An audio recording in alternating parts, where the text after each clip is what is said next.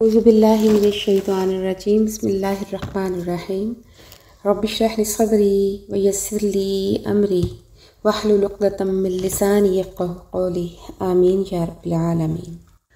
اس سے پچھلے سبق میں اللہ پاک نے فرمایا تھا کہ الم یروا کم اہلکنا من قبلہم من قرن مکناہم فی الارض ما لم نمکن لکم، کہ کیا نہیں دیکھا ان لوگوں نے کہ کتنی ہی ہم نے ہلاک کر دی ان سے پہلے جماعتیں، اور ان کو ہم نے قدرت دی تھی زمین میں، وہ جو قدرت نہیں دی ہم نے تمہیں زمین میں۔ لیکن پھر ان لوگوں نے اللہ کی نافرمانی کی تو پھر اللہ پاک نے ان کو عذاب ان پر نازل کیا، ان کو ہلاک کر دیا۔ ان کے جتنے اسباب یا وسیلے تھے وہ ان کو بچا نہیں سکے۔ تو آج یہ ہمارے لیے اس میں ان آیات میں عبرت اور سبق ہے کہ اگر ہم بھی وہی روش اختیار کریں گے تو ہمارا بھی خدا نخواستہ وہی انجام ہوگا۔ اب اللہ پاک مزید فرماتے ہیں، قل آپ صلی اللہ علیہ وآلہ وسلم کہہ دیں، سیروا فی الارض، کہ سیر کرو زمین میں، یعنی چلنا پھرنا سیر کرنا کس نقطۂ نظر کے تحت ہو؟ فرمایا ثم انظروا، اور پھر دیکھو تم کیف کان، کہ کیسا ہوا عاقبۃ المکذبین، انجام ان لوگوں کا جنہوں نے جھٹلایا، جنہوں نے اللہ کی توحید کو، پیغمبروں کو، کتابوں کو جھٹلایا، تو پھر ان قوموں کا کیا انجام ہوا۔ قل آپ صلی اللہ علیہ وآلہ وسلم فرما دیں، لمن ما فی السماوات والارض، کہ کس کے لیے ہے وہ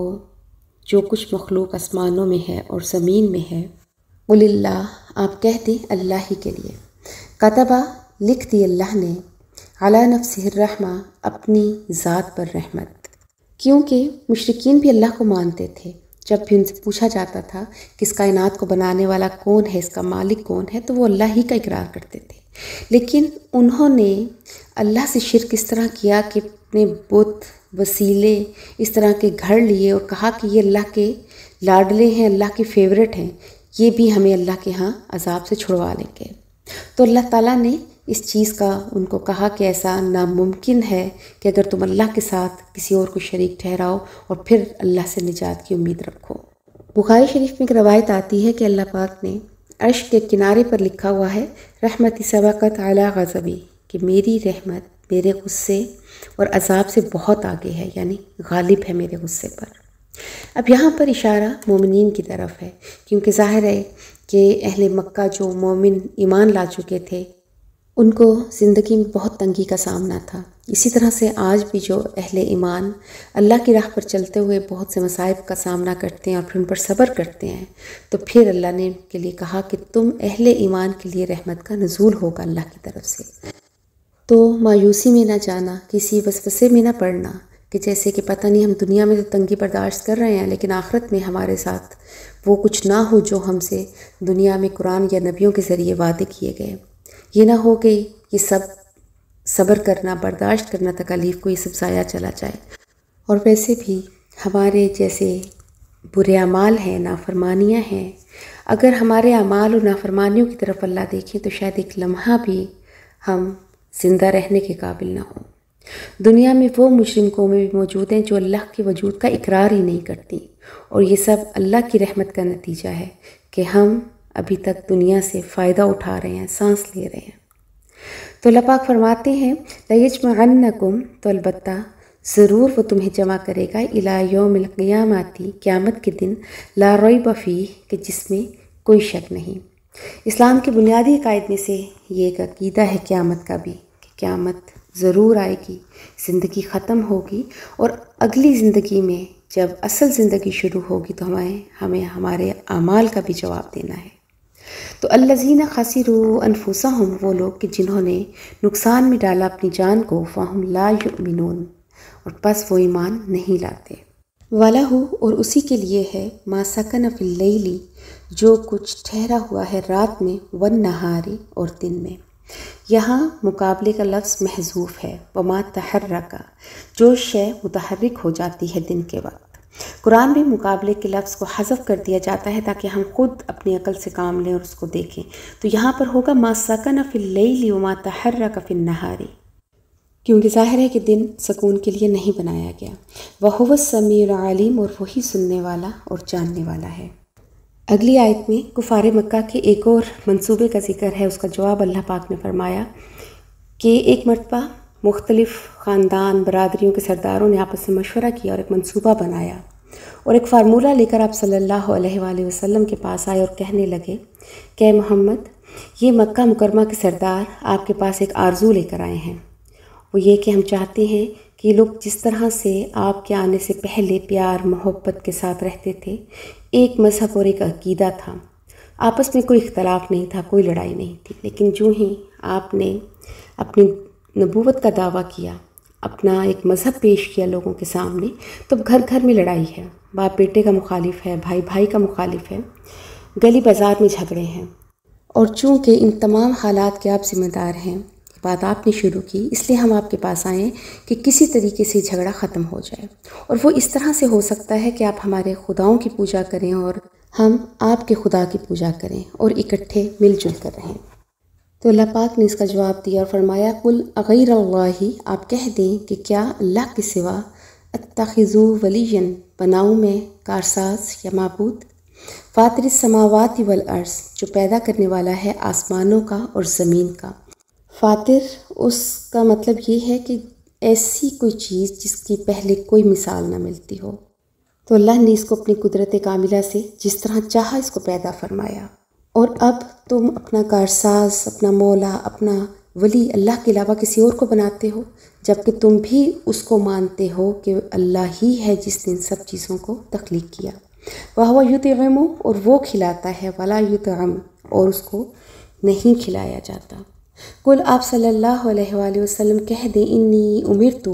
کہ بے شک مجھے حکم دیا گیا ہے، ان اکونا، کہ میں ہو جاؤں اولا من اسلم، پہلا وہ جو فرما برداری کرنے والا ہے، ولا تکونن، اور ہرگز نہ ہو، من المشرکین، شرک کرنے والوں میں سے۔ قل انی اخاف، آپ کہہ دیں میں خوف کھاتا ہوں، ان عصیت، کہ اگر میں نافرمانی کروں ربی، اپنے رب کی، عذاب یوم عظیم، بڑے دن کے عذاب سے، یعنی میں بھی اس چیز سے مستثنا نہیں کہ جیسے تمہیں اگر میں بندگی کا کہہ رہا ہوں تو میں بھی اسی کی بندگی کرتا ہوں، تو لہٰذا اللہ کی نافرمانی نہ کرنا، اس کے علاوہ کسی کو معبود نہ سمجھنا، کسی کو سجدہ نہ کرنا، کسی کو مشکل کشا اور حاجت روا نہ سمجھنا۔ اور خوش قسمت وہی ہے من یصرف عنہ، جس شخص سے پھیر دیا گیا اس کو، یعنی اس عذاب کو، یومئذ، اس دن، فقط رحمہ، بس تحقیق اللہ نے اس پر رحم کیا، وذالک الفوز المبین، اور یہی بہت بڑی کامیابی ہے کہ دنیا کی کامیابی آخرت کے مقابلے میں کچھ بھی نہیں۔ اگر آج ہم اپنی خواہشات کو، اپنی آرزوؤں کو کنٹرول کر لیتے ہیں، اللہ کی حدود کی پامالی نہیں کرتے، اور اللہ کے راستے پر چلتے ہوئے اگر کسی ناکامی کا سامنا کرتے ہیں، تو یہ ناکامی بہت چھوٹی ہے، کیونکہ جو آخرت میں کامیابی ملنے والی ہے اس کا کوئی مقابلہ نہیں۔ وَإِن يَمْسَسْكَ اللَّهُ، اور اگر پہنچائے تجھے اللہ، بِضُرٍ، کوئی تکلیف، فَلَا كَاشِفَ لَهُ، تو پس نہیں کوئی کھولنے والا اس کو، إِلَّا هُ، سوائے اس کے۔ وَإِن يَمْسَسْكَ بِخَيْرٍ، اور اگر پہنچائے تجھے کوئی بھلائی، فَهُوَ عَلَىٰ كُلِّ شَيْءٍ قدیر، اور اللہ ہر چیز پر قادر ہے۔ وَهُوَ الْقَاهِرُ، اور وہی غالب ہے، فَوْقَ عِبَادِهِ، اپنے بندوں پر، وَهُوَ الْحَكِيمُ الْخَبِيرُ، اور وہ حکمت والا خبردار ہے۔ آج کی آیات میں توحید کا بیان ہوا۔ میں سمجھتی ہوں کہ اگر کوئی بھی مسلمان ان آیات کو سمجھ کے پڑھ لے تو اس سے تمام وسیلے اور تمام حاجت روا جو اس نے دنیا میں اپنے ذہن میں بنا رکھے ہیں وہ سب ختم ہو جاتے ہیں، اور اس کو سمجھ آ جاتی ہے کہ اللہ کا ہم سے کیسا تعلق ہے اور اللہ ہم سے کیا چاہتے ہیں۔ ترمذی شریف، ابو داؤد شریف اور دیگر حدیث کی کتابوں میں یہ حدیث اکثر ملتی ہے کہ حضرت عبداللہ بن عباس جب چھوٹے سے تھے تو نبی پاک صلی اللہ علیہ وآلہ وسلم نے ان کو اپنے ساتھ گدھے پر سوار کیا اور کسی جگہ پر تشریف لے جا رہے تھے۔ آپ نے ان کو اپنے ساتھ بٹھایا اور فرمایا، یا غلام احفظ اللہ، اے برخوردار یا اے عزیز، اے بچے، اللہ کے حقوق کی حفاظت کرنا تو اللہ تمہاری حفاظت کریں گے۔ پھر فرمایا، سن، اگر اللہ نے تیرے لیے کوئی دکھ لکھ دیا ہے تو ساری مخلوق مل کر تجھے اس سے نہیں بچا سکتی، اور اگر اللہ نے کوئی تیرے لیے راحت و آرام لکھا ہے تو ساری مخلوق مل کر تجھے اس سے نہیں ہٹا سکتی۔ اذا سألت فاسأل اللہ، جب مانگنا ہو تو اللہ سے مانگنا۔ اذا استعنت فاستعن باللہ، جب مدد طلب کرنا ہو تو صرف اللہ سے طلب کرنا۔ اگر قرآن کی آیات کو یا اس حدیث کو ہم سمجھ لیں تب یقین کریں کہ زندگی کے بہت سارے مسائل حل ہو جاتے ہیں، بہت سارے ڈپریشن ختم ہو جاتے ہیں، کہ سکھ ہے تو صرف اللہ کی طرف سے، دکھ ہے تو صرف اللہ کی طرف سے۔ اللہ نے دنیا میں یہ وسیلے بنا دیے کہ جو ہمیں دکھ پہنچاتے ہیں یا ہمارے لیے کوئی آسانی کا باعث بنتا ہے، تو احسان لیکن صرف اللہ کا ہے۔ انسان ان آیات اور ان الفاظ کو سمجھنے کے بعد بے خوف ہو جاتا ہے زندگی کے غموں سے اور دکھوں سے، اور اس کا فوکس صرف آخرت رہ جاتی ہے۔ انسان ارادی مخلوق ہے اور اس سے ارادی عبادت مطلوب ہے اللہ کو، اور اسی سے یہ بات نکلتی ہے کہ جو لوگ اپنے ارادے کا صحیح استعمال نہیں کرتے وہ اس قابل نہیں کہ ان کو خدا کی رحمتوں میں حصے دار بنایا جائے، کیونکہ انہوں نے اپنے تخلیق کے مقصد کو پورا ہی نہیں کیا۔ یہ ایک آزمائشی مدت ہے جو دنیا میں ہمیں 40، 50، 60 سال مل جاتے ہیں، تو کامیاب وہی ہے جو اس مدت کا فائدہ اٹھا لے، اس لیے کہ فیصلے کے دن وہی شخص کامیاب ہوگا جس نے حقیقی سہارے کو اپنا سہارا بنایا، جس نے حقیقی دن کو اپنی زندگی کے دن کی حیثیت سے اختیار کیا ہوگا۔ اللہ پاک سے دعا ہے کہ اللہ پاک ہمیں بھی اس وقت سے فائدہ اٹھانے کی توفیق دے اور آخرت میں ہمیں کامیاب کرے۔ وآخر دعوانا ان الحمد للہ رب العالمین۔